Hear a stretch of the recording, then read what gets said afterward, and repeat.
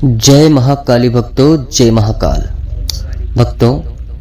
आज हम बात करने वाले हैं कि अगर आपको भी दैनिक रूप से या महीने में 5-6 बार इस प्रकार के सपने आते हैं कि जिसमें आप किसी महिला के साथ संभोग करते नजर आते हैं, या आपको ऐसे सपने आते हैं जिनमें आपको संभोग नजर आता है, चाहे वो आप ना हो लेकिन आपको वो स्थितियां नजर आती हैं, तो इसका क्या कारण है? क्यों आ रहे हैं आपको बार बार संभोग के सपने? आज हम इसी विषय पर पूरी चर्चा करने वाले हैं। तो देखिए भक्तों, सबसे पहली बात तो यह है कि अगर आपको सपने आते हैं तो आप किस स्थिति में हैं वो सबसे ज्यादा मायने रखता है, अर्थात कि आप क्या कर रहे हैं। कहने का तात्पर्य यह है कि अगर मान लीजिए आपने कोई साधना करी है और आपका साधना काल चल रहा है, जैसे कि हमने 41 दिन की साधना आपको दी या 40 दिन की साधना आपको दी और आप वो कर रहे हैं और उस समय पर आपको सपने आते हैं बार बार संभोग के, तो भक्तों इस स्थिति में इसका अर्थ इतना है कि जो यक्षिणियां हैं या जो पिशाचनियां हैं वो नहीं चाहते कि आप इस साधना को पूर्ण करें, इसलिए वो आपकी साधना को भंग करने के लिए आपको बार बार सपने देती हैं। क्योंकि भक्तों ऐसा देखा गया है कि जब कोई साधक 21 दिन की या 41 दिन की अति शक्तिशाली साधना करता है तो उस समय ये यक्षिणियां उसकी साधना को सफल न होने के कारण वो चाहती हैं कि कोई भी व्यक्ति साधना में सफल ना हो, इसलिए वो आपको इस प्रकार के सपने दिखाती है जिससे कि आपका वीर्य स्खलन हो जाता है। और भक्तों याद रखिए, साधना में अर्थात साधना काल में अगर एक बार भी आपका वीर्य स्खलन हो जाता है तो वो साधना पूर्ण रूप से खत्म हो जाती है, अर्थात आपने जो 41 दिन की साधना करी है वो किसी भी काम की नहीं रहती। भक्तों ये बात मैं महिला और पुरुष दोनों साधक साधिकाओं के लिए कह रहा हूं। अगर महिलाओं को सपने आएंगे और उनका वीर्य स्खलन होगा तो उनकी साधना भी खत्म है।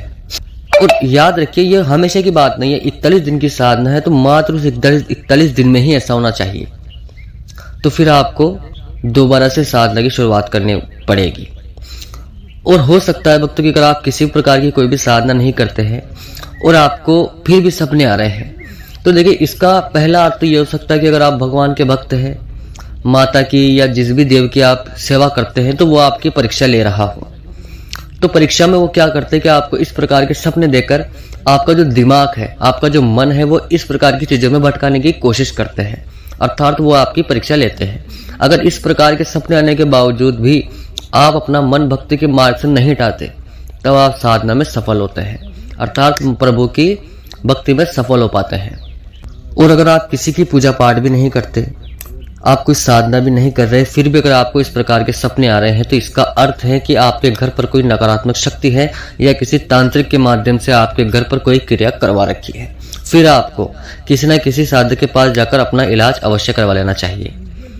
याद रखिए भक्तों, अगर महीने में आपको एकाध सपना अगर इस प्रकार का आता है तो उसमें आपको चिंता करने की कोई आवश्यकता नहीं है, क्योंकि आप एक मनुष्य हैं। मनुष्य के अंदर सभी प्रकार की इंद्रियां होती हैं, तो कभी ना कभी इस प्रकार की इंद्रियां आपके मन में इस प्रकार के विचरण जरूर डाल देती हैं। लेकिन अगर यही सपने आपको बार बार आते हैं तो इसका अर्थ फिर आपके मन की इंद्रिय नहीं, कोई बाहरी शक्ति है। इस बात को याद रखिए। देखिए भक्तों, आप किसी भी स्थिति में हो और आपको इस प्रकार के सपने आते हैं और आप उन्हें बंद करना चाहते हो तो मेरे पास एक साधारण सा उपाय है। यह उपाय आपको करना है मंगलवार के दिन। 5 मंगलवार आपको एक कार्य करना पड़ेगा। आप 21 नींबू की माला बनाएं, उसे अपने ऊपर 7 बार वारें और उसे काली माता के मंदिर में पहुंचा दें और माता के गले में पहना दें। गले में पहनाने के पहले आप उस नींबू पर सिंदूर अवश्य लगाएं। सिंदूर लगाकर आप उस माला को माता को पहनाएं। 5 मंगलवार ऐसा करें भक्तों, आपको जो सपने आ रहे हैं बंद हो जाएंगे।